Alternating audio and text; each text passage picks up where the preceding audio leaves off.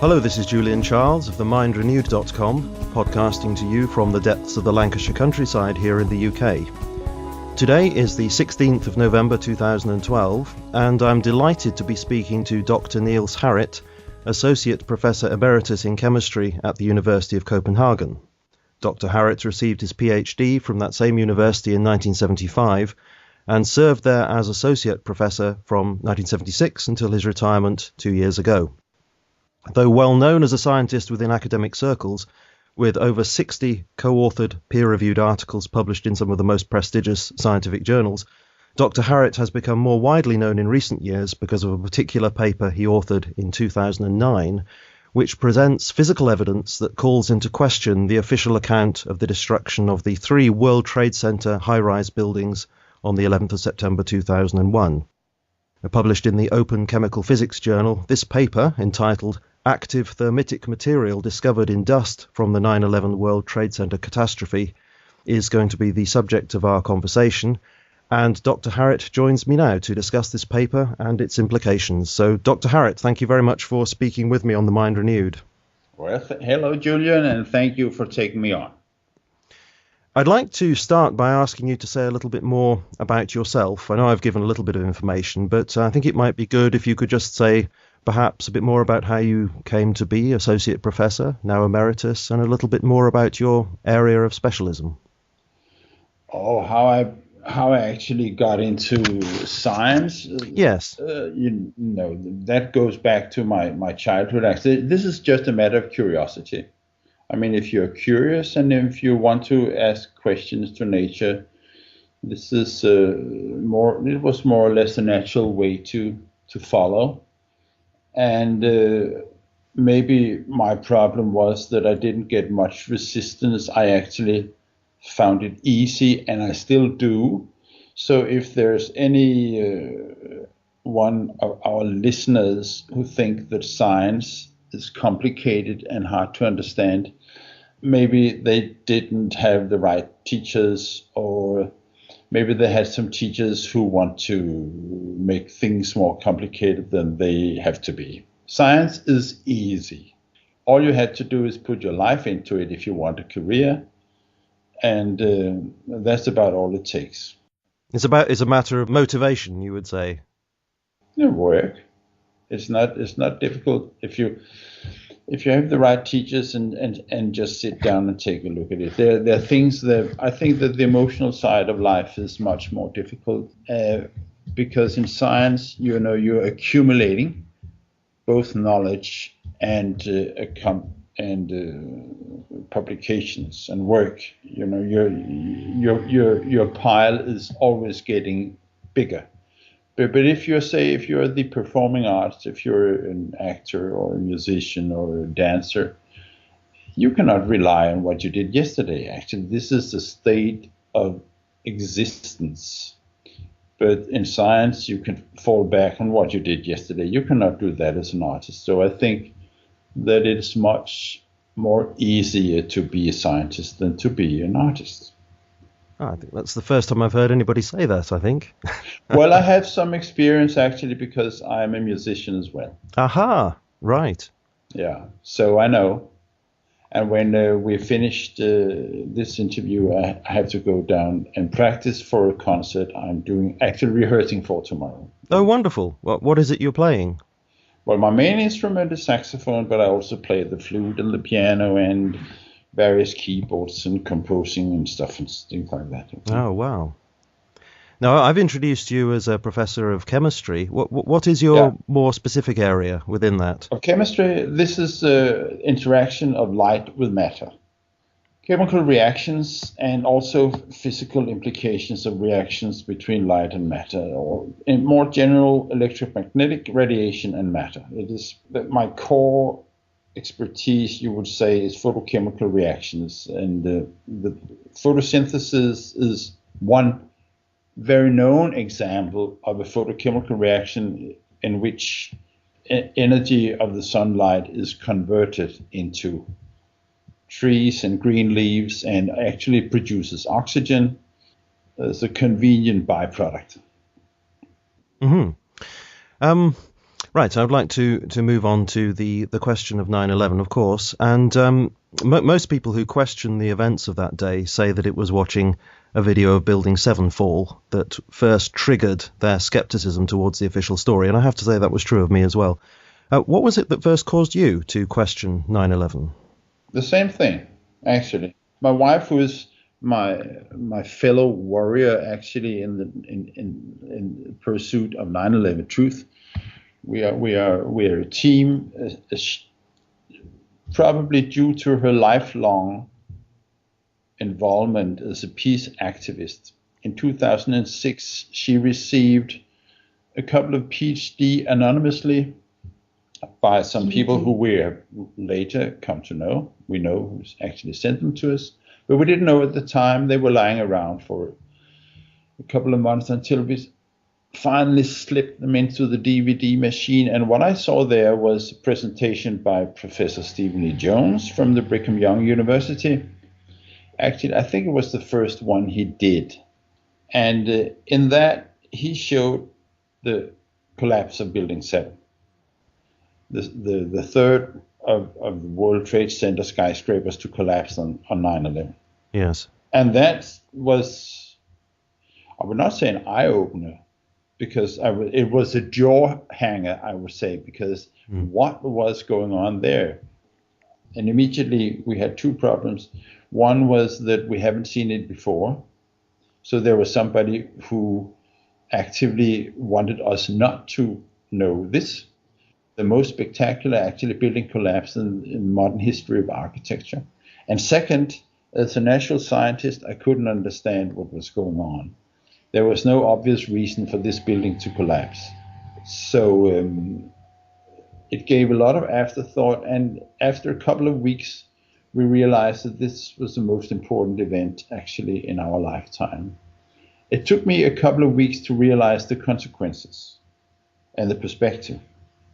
And I think this is a normal, what you would say, delay time, or for people to actually appreciate the enormousness of this event and how it has influenced the whole global society. So from that on, actually, we haven't really had a day off. It has accelerated eventually up to the point of the publication of the paper you referred to in your introduction. Yes, yes.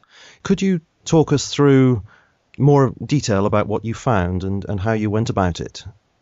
Stephen E. Jones, who I just mentioned, 2006, he was the one, and he should be given all the credit for having initiated this research. He started to look into the dust of 9/11. Up until that time, there had been already two reports on the pulverization of the skyscrapers. One from a private company called the R.J. Lee Group in 2003 and 4. It was published, and another publication from the United States Geological Survey, which came out in 2005. And just from reading these reports and actually requesting some supplementary material from a Freedom of Information Act request, there was some data which they wouldn't release, but they had to, the United States, the Geological Institute. So, but when he got them, he wrote a paper, because in the dust there are many, many findings, in each of them alone implying that there were very high temperatures occurring during the collapses of the World Trade Center skyscrapers. I could, of course, go into details of that, but let me just mention a finding of some tiny iron spheres. These are completely round iron particles in a huge quantity, actually, 5.87%. This is enormous compared to ordinary building dust. And the occurrence of these iron particles in themselves alone, and this is not our finding, this was known already at that time, imply that thermite was used during the demolition of the World Trade Center skyscrapers. And we could stop here, actually, because this is enough. But when I'm talking about thermite, I have to explain a little bit what this means. The word goes more than 100 years back, actually, to a German chemist called Hans Goldschmidt, who in 1893 discovered that a mixture of pulverized aluminum powder, and iron oxide, which you may call rust, pulverized rust, the mixture of these two solid materials, like gunpowder, if you can make them react, the reaction is very violent in the sense that enormous heat is produced and the product is elemental iron. So what it's doing, the aluminum is reducing the rust to elemental iron, but the iron comes out at a temperature of 2,500 degrees centigrade, which is roughly 100 degrees higher than the melting point of iron and steel. So the thermite reaction is very useful. It can be used for welding and was patented already in 1898 for that purpose. But because the iron produced in the process has this enormous temperature, it can also be used for the destruction of other iron items or steel items. And now I'm talking about armor.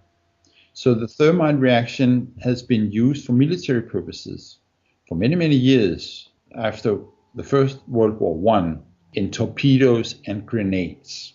But the classical old-time kind of thermite is not an explosive. It is an incendiary. It destroys other things by means of heat, while an explosive, as you may know, destroys things by means of pressure.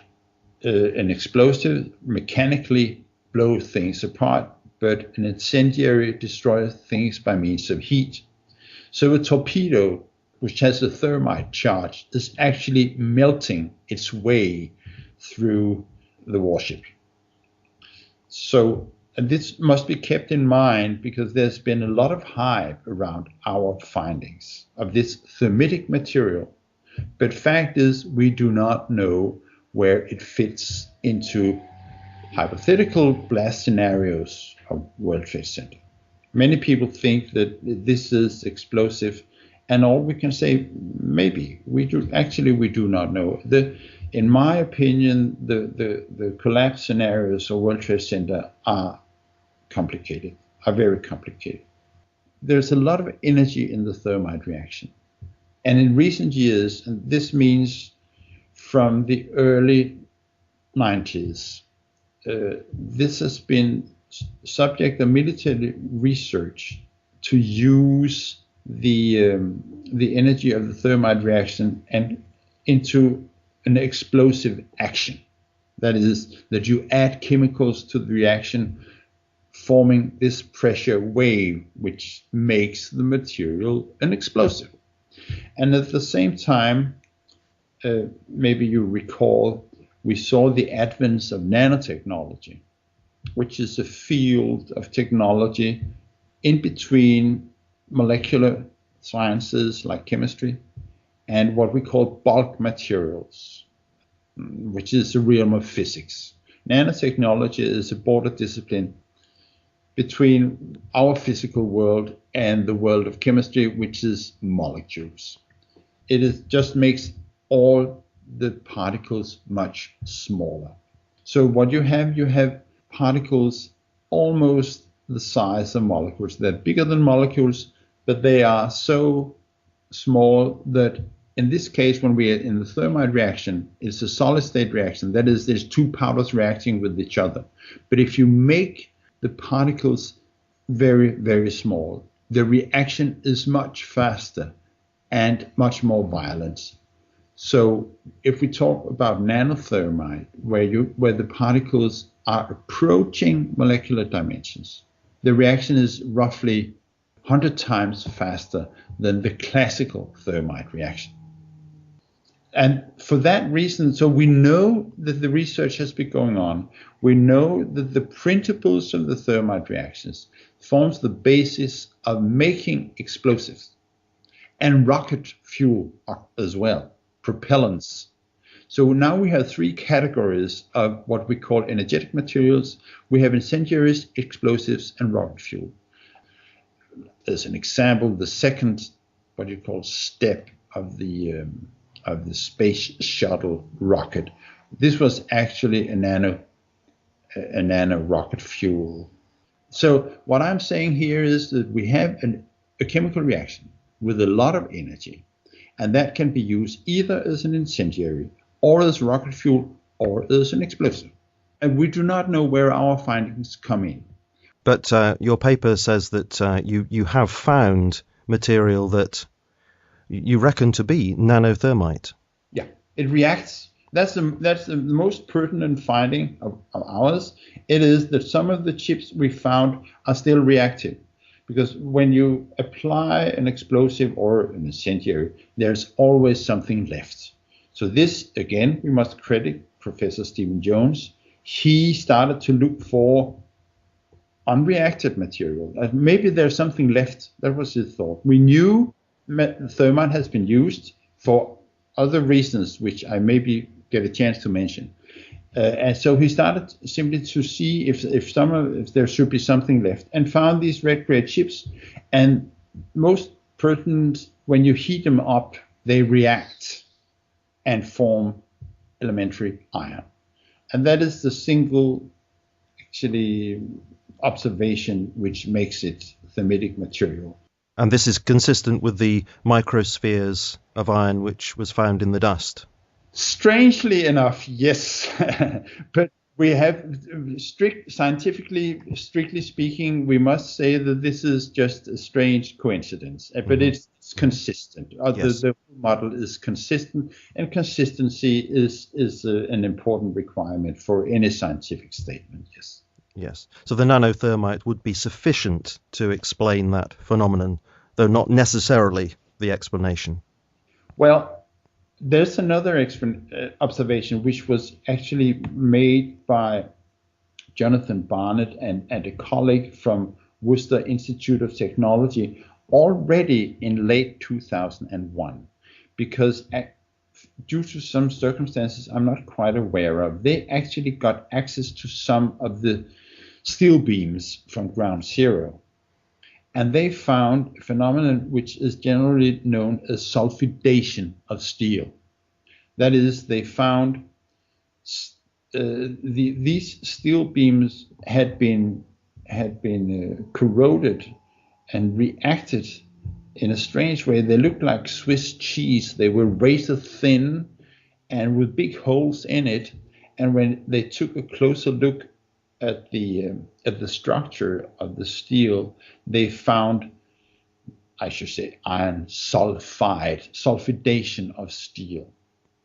And this points to another variety of thermite, which is called thermate. Now things get a little complicated, because if you want to cut steel with thermite, one of the early discoveries is that this goes much easier if you add sulfur.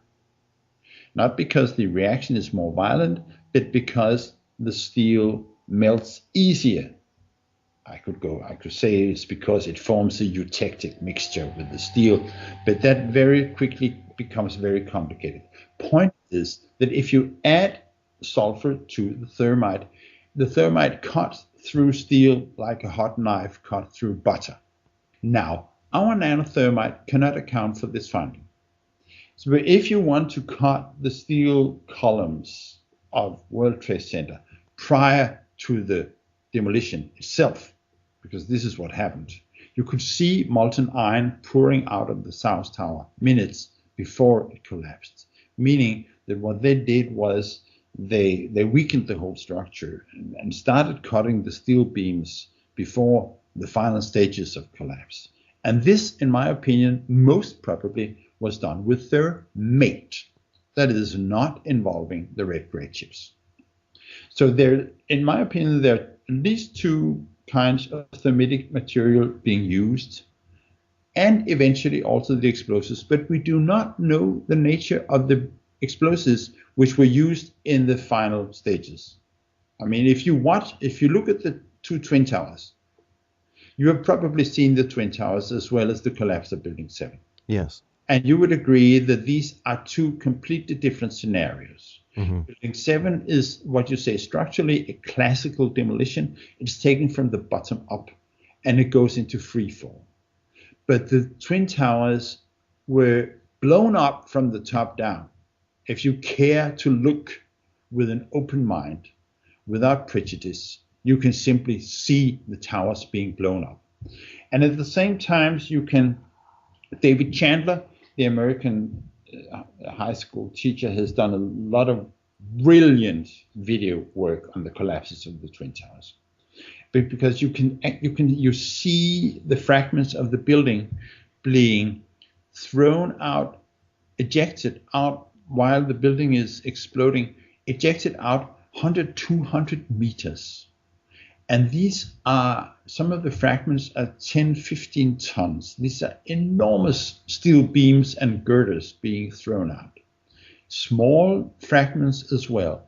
Some of them actually accelerating towards the ground faster than free fall. Some of them changing direction in mid-air, making 90 degrees turns.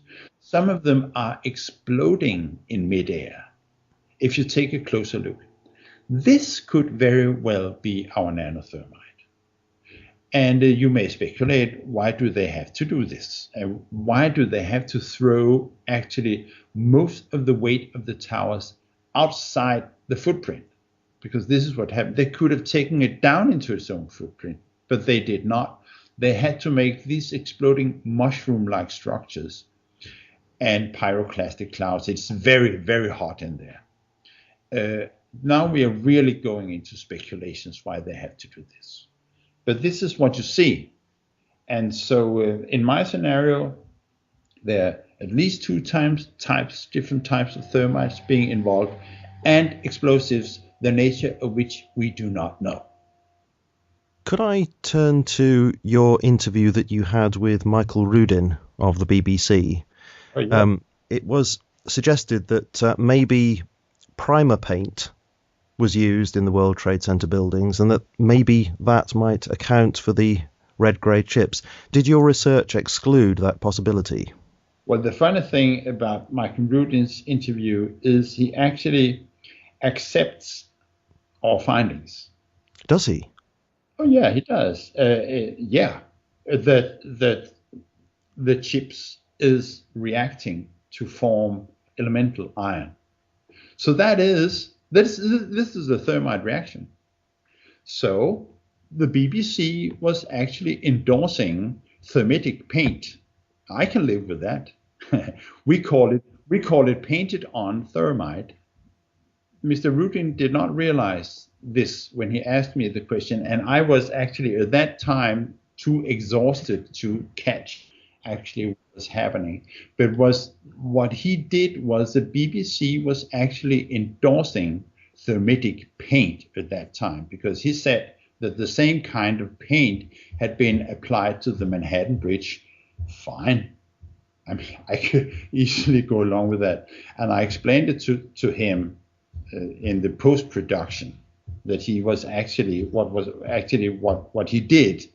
So maybe that was because this part of it did not make it very well into the final production. But this is what BBC did. Actually, BBC was endorsing thermitic paint. And actually, the researchers he was quoting haven't said a word about this since. And everything which is not published doesn't count.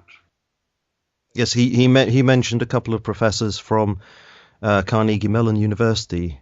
Yeah, how dare he? Because I had no idea who these people were, Manny, and to on camera just bringing second-hand, third-hand rumors along about. I couldn't relate to that, obviously, but it turned out later on that this was actually what happened there. That the BBC was endorsing thermitic paint. I must admit, I did think that was a very strange part of the interview, because he mentioned that these professors had said the paint was specialized cured paint. And then he seemed to suggest that this had the same kind of properties as the thermitic material that you had discovered. And I did think to myself, why on earth would you use a paint with those kind of properties in a building buildings like the World Trade Center? Yeah, imagine if the Manhattan Bridge really was painted with that. I mean, if a car caught fire on the Manhattan Bridge, that would be a very spectacular piece of fireworks. But do you know anything about these paints which he's talking about? Oh yeah, I had, of course, I had great problems actually localizing the scientists he was talking about, and so that he presented stuff like that on camera was a dirty trick from his part. But the point is that they are not. It's true that you use aluminum, but not. They don't have the properties. I sincerely do hope that the paint is talking about does not react. I have not followed up on this. I mean, it really doesn't matter, because what we are saying is we have found thermitic paint, the thermitic material in the World Trade Center dust. It shouldn't be there. And that's it. But there are other kinds of primer paint which people has suggested should be identical to our findings. But they do not fit the chemical composition. One of them contains, now I have to be a little technical, 30% strontium chromate, which we do not find. But it leaves our finding, as you may realize now, as purely an academic footnote, because the evidence for the demolition of the World Trade Center towers is so overwhelming. It's a mountain of evidence. Just from one fact is that no steel frame structure has ever collapsed due to fire. That alone is enough. It's sometimes suggested that your article is published in the Open Chemical Physics Journal because it wouldn't have made it through the more rigorous peer review process of a more prestigious publication. Is there anything to that claim at all? No. And the problem here is not the peer review process. The problem is that there are several problems.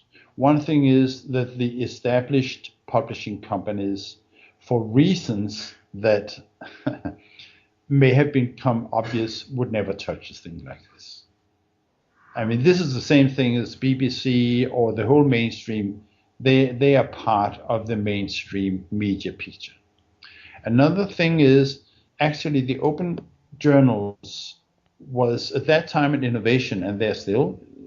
It's in the name that open journals should have open access by everyone.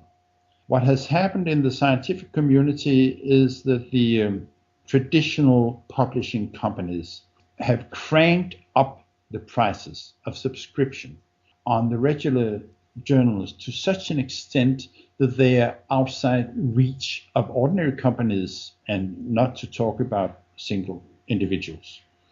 It's only the big libraries and the big institutions who can afford subscribe to the prestigious journals. That's one thing. So this has nothing to do with our paper.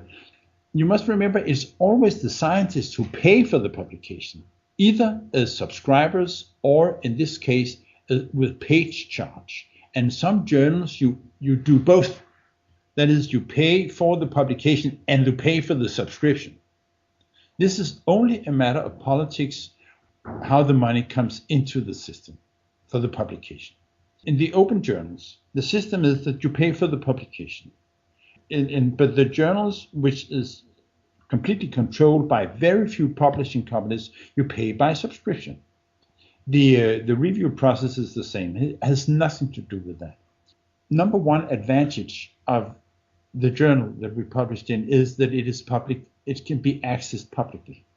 So you can go and read it. If this was one of the traditional journals, you would have to either go to a library or you have to be affiliated a university in order to read it. That's one thing. Another thing is it's very long. If this journal should have a paper version, we would never be allowed to publish such a long paper with 33 color pictures. The technical production of this paper is the most complicated I've ever been involved in. Point three, we keep the copyrights of the pictures. This you wouldn't do if it was one of the traditional publishing companies. Then they would take the copyrights of the pictures, and I would have to ask them every time I gave a presentation.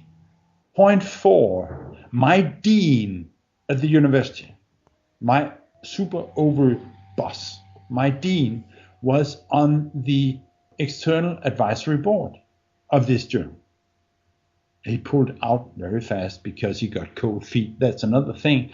But at the time of publication, and since his name is Anderson, he was actually number one on the list of endorsers for this paper. So I think that tells everything. Sometimes people bring up the question about the chain of custody of these dust samples. And I understand that you were very, very careful about this, and you did a lot of meticulous documenting to make sure that the chain of custody was secure. Can you describe what you did? Well, actually, each individual who was submitting these samples signed the usually documents, and in some cases actually also did a video explaining how it was sampled and how it was actually transferred to us. And we have at that time, I think, 5 good samples. But the 5th individual, this person was not ready actually to come forward with a name and identification in the public domain. So we pulled out all the results from this 5th sample because this individual did not want to publicly certify the chain of custody. I think that is hopefully illustrative of the scrutiny that we put into. I thought, actually, I must admit now, I thought this whole procedure was ridiculous. In all my life in science, nobody has accused me of falsifying a sample.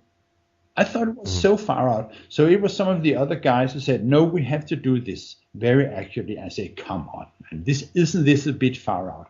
And they said, no, we have to do it. So I went along with it, and I realized that maybe they were it was clever enough, yes. Since you bring up that specific question. You've already mentioned about these iron microspheres and being something like 6% of the dust. Some people have suggested that this could have been as a consequence of welding when the buildings were constructed in the first place. Now, it seems to me to be a huge proportion of the dust, 6%. I don't know, I'm not an expert in these things, but yeah. Do you think that is an adequate explanation to say that it could be caused by welding? I think it sounds completely ridiculous. But if it must be backed by experience, I mean, then they have to go into another high-riser and actually document that there are still this enormous amount of tons left, because it must be, it must be prevalent or dominant in any steel frame high-riser which has been raised by the same method. So it's a matter, let them go and document this. Absolutely. Good points. Yes, indeed. Can I ask you also about the carbon nanotubes that you mentioned in your Toronto hearings presentation, where have been found in the lung tissue of emergency responders? Yeah. What's the significance of that? Well, you're hitting a soft toe here, because this is some results which I've been so busy the last year that I simply haven't had time to write it into a publication, unfortunately, but I must do it very soon. Now, this is just coincidental, actually, that we have shown that these nanotubes, which are some very tiny threads of carbon material, which they're being formed when the nanothermite reacts. Kevin Ryan, a colleague of mine from Bloomington, Indiana, he's making nanothermite in his own backyard. And when he reacted, he sent me a sample of one of his reaction mixtures, and I took a look at it, and actually we found these nanotubes. So it's a matter of coincidence, but I can see that the discovery that I did, actually, that nanotubes are formed in this process, that is new. So when I publish this, there'll be no mention of World Trade Center. The reaction itself is a new and very interesting discovery. But the fact is that the carbon nanotubes are ending up in the lung tissue of the first responders, and they're sick by the thousands. Yes. Breathing this dust, if you had ever seen it under a microscope, you would say, oh, ouch. I mean, just to breathe this stuff, it's so filthy. It's filled with fibers, with glass fibers, with asbestos, with mercury, and ouch, it looks very, very ugly. This is on an optical microscope. To see the carbon nanotubes, you have to get an electron microscope. They're much, much smaller. But they're ending up in the lung tissue of these poor first responders can eventually have been decisive for their disease. But this is very recent research. I have actually a paper lying around here which are connecting this to some kinds of cancer. The headline, just to say the headline, carbon nanotubes enhance metastatic growth of lung carcinoma via upregulation of mildly derived suppressor cells. I mean, I'm not a biologist or a doctor or anything, but what here is that carbon nanotubes plays a role in metastatic growth of lung cancer. And just to get the connection with your research, am I right in thinking that these carbon nanotubes are some byproduct of a thermitic reaction? Exactly. So that they are consistent with the hypothesis, again, of a thermitic destruction. Again, it is a striking coincidence, but it is consistent with the whole model. Yes. That we cannot say this is caused by that. We can say this is a remarkable coincidence, and it is consistent with the overall model. Yes. I'm coming back to the question that you touched on earlier when you were saying how important it is to deal with these questions about 9/11. So I'm going to ask you again, why do you think it is so important to question the events? I mean, some people say, well, it's all conspiracy theorizing. Others say it's a long time ago, so why bother about it? So why do you think it's especially important that we can't just move on? We have to deal with this question. Well, first, let me take the opportunity to make a little footnote about the word conspiracy. Because the only conspiracy theory that we are involved in is the one with Osama bin Laden, the 19 hijackers, and Al-Qaeda. It was a conspiracy because, according to the official version of events, they conspired to commit a crime. Okay? And it is a theory because so far we have seen no single piece of solid forensic evidence that the official conspiracy theory is correct. Which means that we have been brought not only into 3 wars, or even more probably, and I'm counting Afghanistan, Iraq, and the war against terror. And other people will add to that list what is happening recently now in the Middle East. So not only are we brought into war, but the whole global society is going down the drain. We are talking about our civilization, which is in the balance, at stake now, no less. And everybody, no matter if you look into the economy, onto the environment, the human rights situation, no matter where you turn your eyes, it's not going very well. I would say it's going badly to an extent that it is the Western civilization which is at stake now. And in my opinion, the most important corroding factor is the lie. The fact that everybody knows more or less that that we have been lied to, but for different reasons, which we may not have time to come into, they have problems to accept that they have been lied to. So it is devastating not only for language, but for always is confidence. No, everybody is scared and everybody is lying, and that is accepted. We simply cannot survive that state of lies and fears. And that is the main reason, in my opinion, why not only we are into wars, but that the economy is going so bad. And it all is converging into what happened on September 11th, 2001.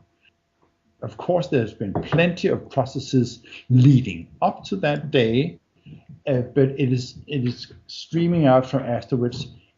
What has happened since then would not have been possible if it had not happened.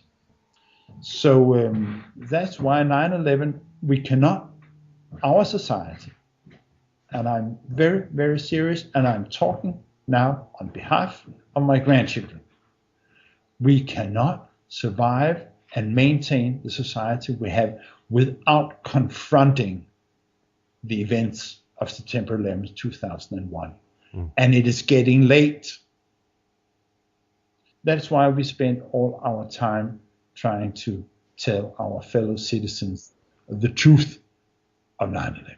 Yes. I had an interview with Kevin Barrett, and he said that he understood 9/11 to be a coup d'etat, that a faction within the American establishment essentially, I presume this is what he meant, took over that day in a very strange way, but nevertheless took over, and that we are living with the results of that coup d'etat now. Do you understand it in that way? Well, I would say coup de monde. I mean, if you want to speak French, it is not a state coup, it's a global coup. And I think that to talk about a specific country, I think is not correct. Every attempt to rationalize this conflict along national, ethnic, or religious fractures is a digression, a derailment. The elite, which we can feel behind the global events, I'm not pointing any fingers, I do not know who actually instituted 9/11. We do not know. But we can feel that there are somebody in charge which are beyond the national level, beyond national laws, and can apparently do anything without being concerned. So I would rather say that it's a coup against our global community, because we are all connected now. Yeah. And when we go, we'll go together. It's very difficult to foresee actually what the course of events will be. But if you look at the economy, we are facing very, very serious events. And it may happen anytime, or it may take some time, because the situation now is metastable. That is, it is bound to accelerate at some point, but you cannot say when. It's getting worse every day. Just the American debt is increasing by $3 billion a day, just to pick one number. And the situation in Southern Europe is not stable at all, etc., etc. I know we're digressing here, but no, not really, because what is needed to solve all this problem is a shift of paradigm, so profound and unprecedented in history that we cannot imagine. And I believe personally that 9/11 is key, and without truth there'll be no peace. So do you feel that the problems that we are encountering with the economy are just the result of are they the results of poor decisions, or do you have the sense that this too is somehow engineered? Well, I would say that the political actions which actually led to the financial situation would not have been possible without 9/11. Now we're talking politics, which I actually very rarely do, but somebody used the opportunities of 9/11 take some political actions, which has led us to the economic situation which we are now. That is, 9/11 is key to the whole thing, and also the key for restoring our society and our democracy. Now, before we end, for people who are still unfamiliar with this whole business of questioning the events of 9/11, what resources would you personally point people to find out more? Because when you look on the internet, there's a great deal of rubbish out there. You know, there's good information, there's bad information. What would you point people to? Maybe I should make a little advertisement for something called the Consensus Project. And this is an initiative taken by David Ray Griffin and Elizabeth Woodworth and an attorney called William Veal in the United States. And the procedure is that there is a panel of experts who evaluate some what we call consensus points. What can we agree upon? What is solid evidence regarding 9/11? And so I'm part of the panel. I'm a member of the panel myself. And so far we have reached 29 points where we can say with high level of certainty that this is the best evidence available. So I will suggest that people go to www.consensus911.org, I think it is, or just write consensus points 9/11 on your Google, and you'll get to the point. This is the most solid and well researched, things about 9/11, because it's true there's a lot of rubbish out there, and that is the way you may say the perpetrators actually work.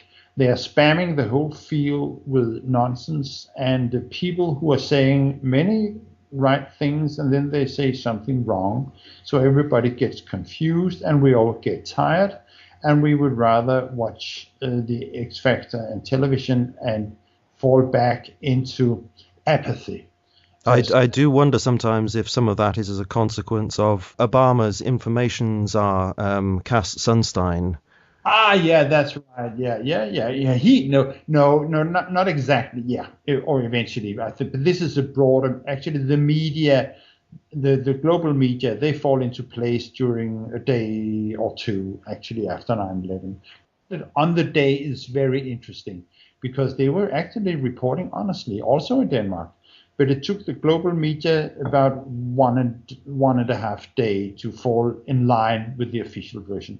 But Cass Sunstein, he's been exercising what you call cognitive infiltration in the 9/11 truth movement, and it works actually.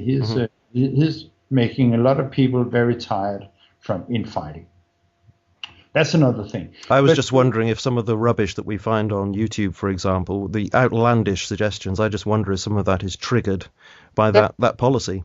Definitely. Absolutely. So every time you hear some nonsense, be sure that it's planted. That's true. That's the way it works. And maybe that kind of repression is you don't get killed, at least from that, but you get very tired. That's true. Mm.